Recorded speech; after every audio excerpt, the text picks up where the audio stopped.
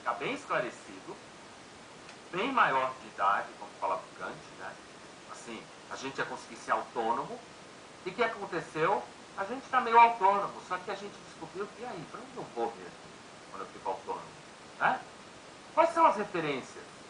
Ah, precisamos retomar a tradição. Aí você vai lá retomar a tradição. Sei lá, você resolve virar budista. Mas aí você percebe que também o budismo cansa, tem um monte de coisa difícil.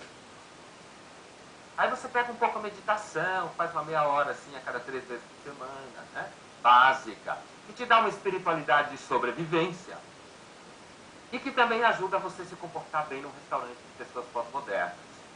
Porque pessoas pós-modernas não são mais materialistas. Porque essa coisa de acreditar que a matéria histórica vai mudar o mundo também é coisa de moderno. Né? Que o materialismo histórico vai mudar o mundo. Quer ver como você pode identificar o moderno? Olha para ele, se ele disser coisas do tipo materialismo histórico científico, pode carimbar, moderno. Né? Carimba nele que ele é moderno. Ele acredita mesmo que a história está andando para algum lugar? Né? O pós-moderno é quem? A história não está andando para lugar nenhum. Eu não tenho esperança de coisa nenhuma. Por isso eu sou livre. Isso daí pode virar um grande pesadelo. No Mal-Estar na Pós-Modernidade, o Bauman começa a fazer uma comparação entre o que é o mal-estar moderno e o que é o mal-estar pós-moderno. E ele trabalha lá o livro do Freud, que é um clássico, né? Mal-Estar na Civilização. E aí ele brinca com esse livro e tal, ele fala o que ele quer, aliás, como quase todo grande autor, né? Pega um autor como referência e depois fala tudo diferente. Então, assim, aí ele pega o Freud, ele começa a discutir o conceito de mal-estar, e aí ele faz a seguinte diferença, é assim, o moderno, a modernidade foi caracterizada pela troca de um mundo que o sistema de valor não funcionava mais, em nome de um sistema de conhecimento que produzia segurança no mundo. Você quer ver uma coisa moderna? Um avião. O avião é moderno. Ele voa, cai de vez em quando, mas raramente. É claro que quando ele cai, todo mundo morre. Mas assim, é tão raro que vale a pena investir na ideia. Né? E mais do que isso, você acorda em Paris, toma café da manhã em Paris, né? Almoça mal, porque a comida de avião é ruim mesmo que a aviação seja muito boa, a comida normalmente tem gosto de plástico, mas assim, depois você janta em casa em São Paulo. Né? E aí você lembra que você tomou banho no hotel em Paris. Né?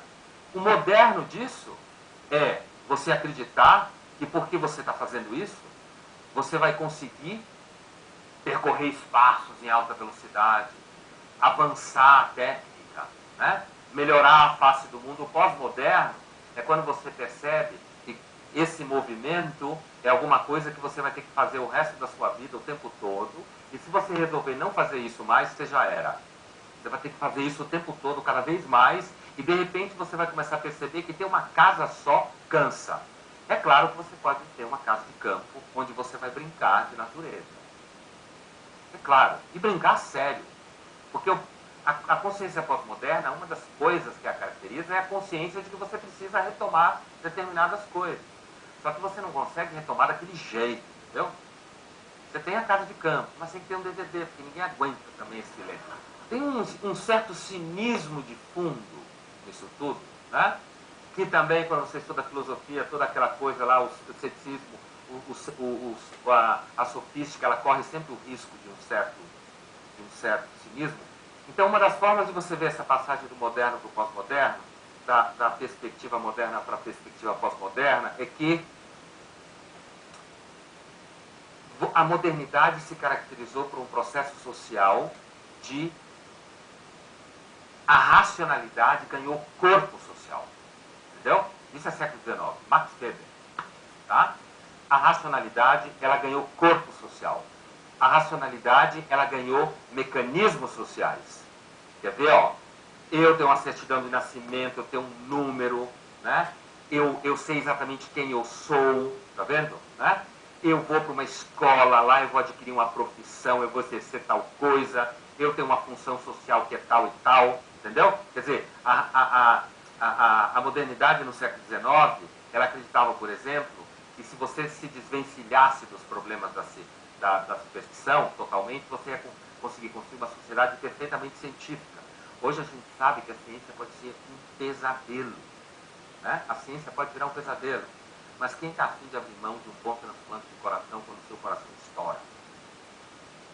Quem está afim de abrir mão da programação de crianças no futuro, quando você puder fazer crianças nascer com mais saúde? A gente ainda fala que não vai, mas vai. A gente já diz que não. Claro, a gente não pode fazer, mas quando isso for tranquilo, for uma questão assim de, Bradesco Biotecnologia, um futuro melhor. Né? Quando a coisa estiver nesse nível, você vai fazer. Né? Você vai fazer porque simplesmente você vai estar pensando em felicidade, em construir um mundo melhor. Então, a modernidade nesse processo, ela mesma é que foi produzindo a consciência pós-moderna. Entendeu?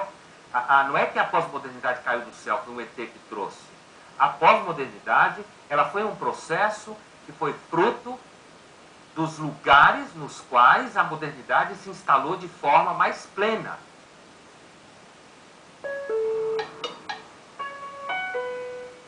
O que define você? Tudo bem, você tem um DNA lá. E olhe lá, hein? O DNA não está com essa bola toda, hein? Você pode ter um DNA, mas você pode viver como outro DNA. Você simplesmente ignora o seu DNA.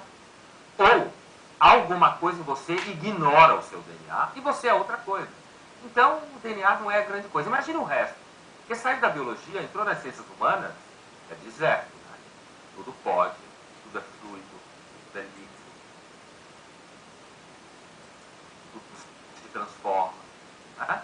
Então, assim, essa liberdade, o mal-estar do pós-moderno é caracterizado pelo seguinte tipo de angústia. É o seguinte: eu sou livre. Finalmente eu consegui ser livre. Né? Eu vivo numa democracia, eu sou livre das tradições, eu não sou obrigado a obedecer muita coisa. A única coisa que eu tenho que obedecer é a lei do mercado. Essa eu tenho que obedecer. É a que sobrou. Se eu não obedecer a lei do mercado, eu já era.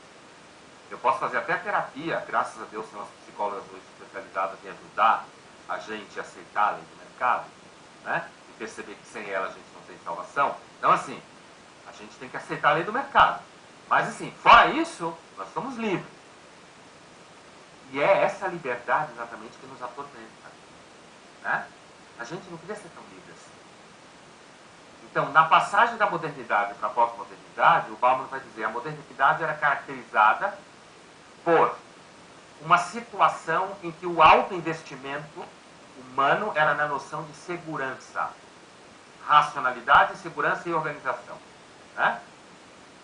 A pós-modernidade vai ser caracterizada por um momento em que o alto investimento humano é na liberdade.